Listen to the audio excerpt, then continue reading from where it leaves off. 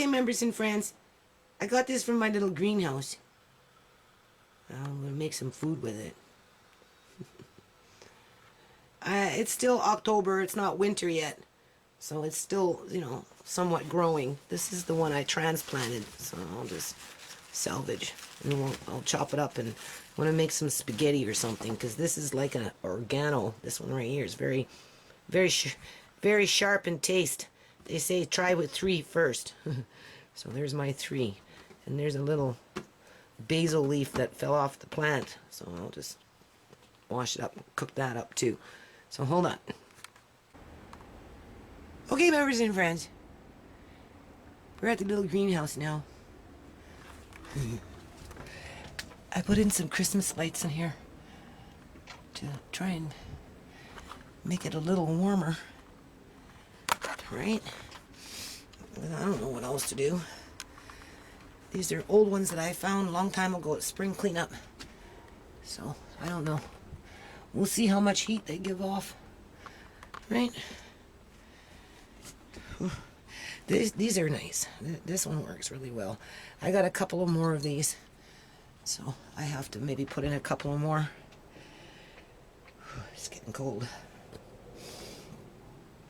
My little lettuce is growing down there. I can't really see it.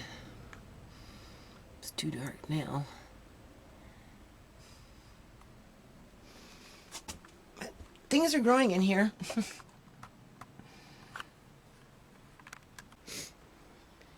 Okay, members and friends. So we're working on Andre's greenhouse today. We found that hammer. It was tucked away and went with the river rocks. So I got a neighbor here, and he's a carpenter. So he knows what he's doing. So this is great. So Andre's greenhouse, well, yeah, you haven't done anything yet, but I don't know, it's looking good to us.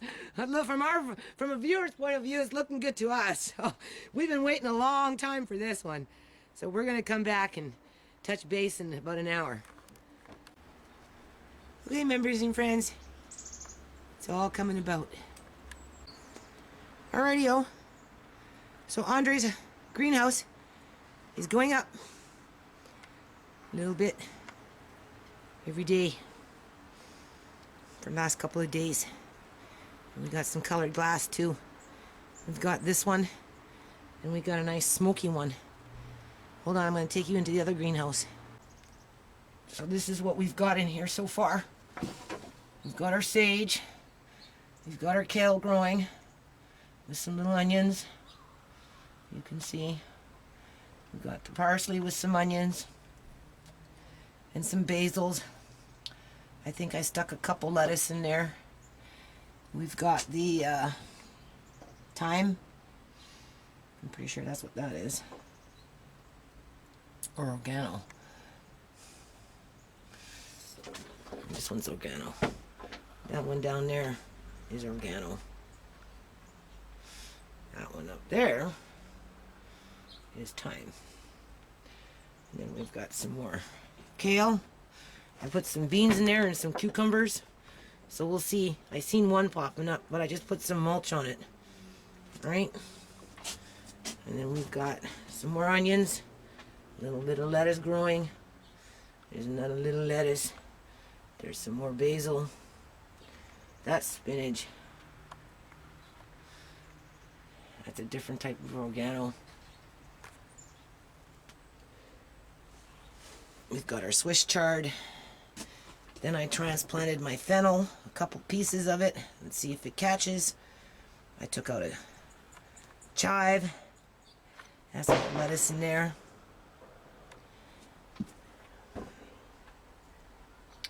This one's just kind of staying pretty much the same size. I just put some other little different type of lettuce in there and some watercress, so we'll see if that catches. And this sage is just kind of hanging on. And then we've got that one, but this is still leaking in here. So I don't know. I don't know if it's because I took that piece down. So maybe we'll build another wall. So, but Andre's greenhouse. Hold on. There it is.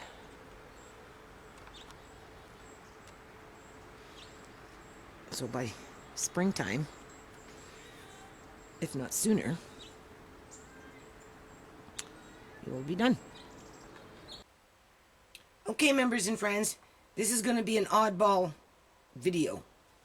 We're going to talk about jars and food in them. As you know, right? Fukushima on the fly. So I have a lot of food storage that, you know, I go through every now and then just to check for bugs and stuff. And as I'm doing this, I'm learning things along the way because I've started canning, you know, and, you know, I'm learning about different types of lids, like this one, for example. These moths that fly around in homes, they're pretty evasive, right? Like invasive, like they can permeate into everything, it seems. And so these jars with these types of lids, they need to be double protected, because if this was not here, it would, a moth would climb in and get in there, and before you know it, you'd see little things crawling around in there. As a matter of fact, excuse me, as a matter of fact, this one here, when I dehydrated them, and I'll put them in a jar, right, came back a couple months later and I caught 1 or 2 or 3 of them in there, took them out, dehydrated the whole thing again, and put them back in, and I haven't seen them since.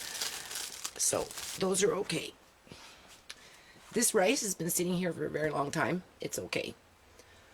I'm thinking to put a bag of rice. Just hold on a minute. Anyway, I don't have a lot of time here, right? So always busy. I've been dusting, doing a lot of dusting. You know, dusting things. I have to get up in there and dust on everything.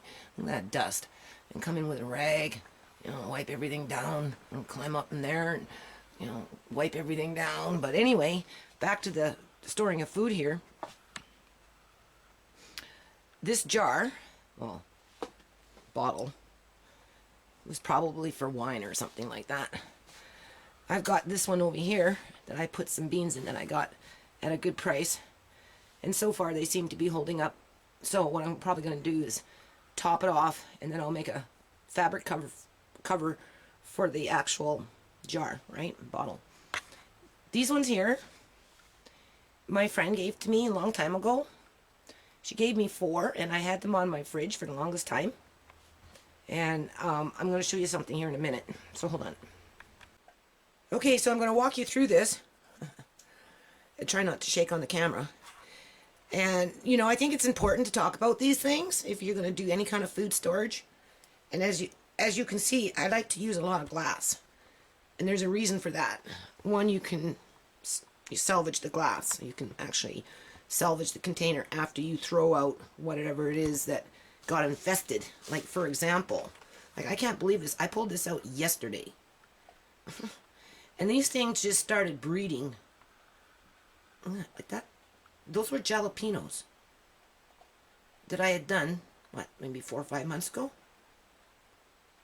Like, this thing is infested. I can't believe it.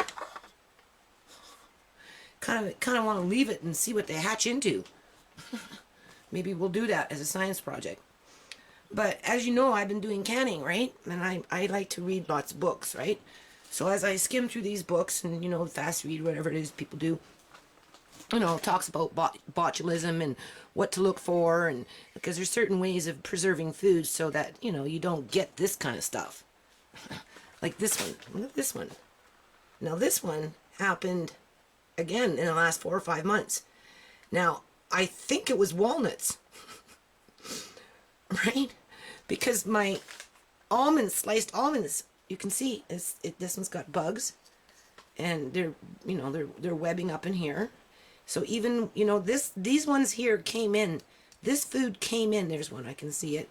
This food came in with these things. Not these ones though.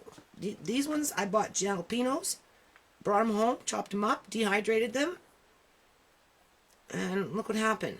These ones I bought as bulk, you know, in a major food chain. Came home, put them in a jar. I didn't like the walnuts. I found them to be too moist, and I guess I was right. Look what happened to them. Because I put them, you know, underneath the cupboard in the dark, right? Nothing can get in, nothing can get out. These jars aren't too bad. They're not too bad, but they're not that good either because things can get in. But in terms of the food itself was no good because that's why it rotted the way it did. These ones, I might be able to salvage. And the way I would do that, well, I'd take it and I'd empty it in a bowl, first of all. I'd see more clearly what's in there. Doesn't look too bad. And then I'd rinse them off and I'd cook them up. You'd kill off anything that, if anything was left behind after you washed it. This jar, though, no. This one's too no good. I can see those little crawly things. They're all over in here. They're having a blast. They're going to end up like this. So this will end up in the compost. That's just got compost. Now, back to those gifts from my friend. Now these things I've had for a few years. But I think what I did here, hold on a minute. Okay, so what I did here is I had these tall ornamental food decorations, right? Which this one's not packed in liquid because these beans never looked, where am I? I'm missing a target. Here we go. These beans never looked like that before. They weren't musty or milky looking. So that tells me that they're starting to mold. So this one's going into the compost as well. I'm not even going to give it time to breed, right? Just clear it out to save the jars, salvage for something else. And I think the reason that this did this, and I don't know if people are interested in knowing this, but because I do have a lot of jars, I have to find places for them. Now, that rice that I had on the table at one point, I'll move slow, I had it up here on top of the fridge, which on top of the fridge itself is cold. The rice held up, no problem. It liked it. But in terms of beans, that's what happened. They sat up on the fridge for the longest time with the rest of those ornamental food decoration containers. And after I took them down yesterday, you can see what the cold from the fridge did. So it's okay to put rice in a big jar on the fridge. I had no problems. But beans, no. So, at some point, I'll talk more about home canning and the signs and things to look for. But in the meantime, you know, I highly recommend investing in some jars. Oh yeah, this is where I got those jars with the nuts and stuff from, underneath in here. Right, it goes all the way back. I've taken you in here before. Right, I came in here and cleaned everything out. Had to take all the jars out in little spot. Look at that. Do you see that? Now that came in from the same store where I bought those nuts. So we're going to take that out. Those are like job berries. They're supposed to be good for you. I've never eaten them though, but maybe now I'll have to look up a recipe and make some cookies or something. There's my lemon peels. So this is a lot of the food dehydrating, as you can see, my red onions. Right, and there's the broccoli in the back. All kinds of stuff in there. And then of course I've got a whole bunch downstairs too, right? So we're gonna start up with our cooking show. You know, when they took Andre, everything just kind of veered off to the left or something, or to the right. I don't know where it veered off. Into a bunch of circles. Anyway, hold on a minute. You see, the thing about mothers is we have to keep recycling the food, right? And making it so that we have food. You know, my kids may not have everything that they want when they want. Or maybe they're too lazy to cook it. Right. They have food.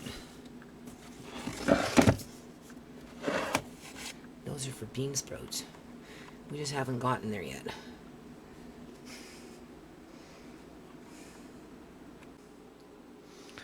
So anyway, that's the nice thing about these jars. You know, you empty them out and you clean them out. These ones are good for salt. And they don't have a metal lid. So, if you wanted to store salt, they're okay for salt.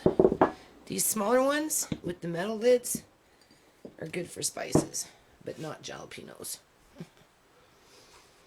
And that one just came in with the bugs, with the nuts, right? It was just a bad batch. Same thing with this, but they're gone now, so.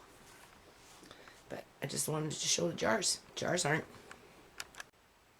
Oh yeah, one thing I forgot to mention. The food that's coming out of this yard is really, really tasty. Like, these herbs are really tasty. The onions, when I get them, are very crisp and just totally different taste. So, just wanted to point that out.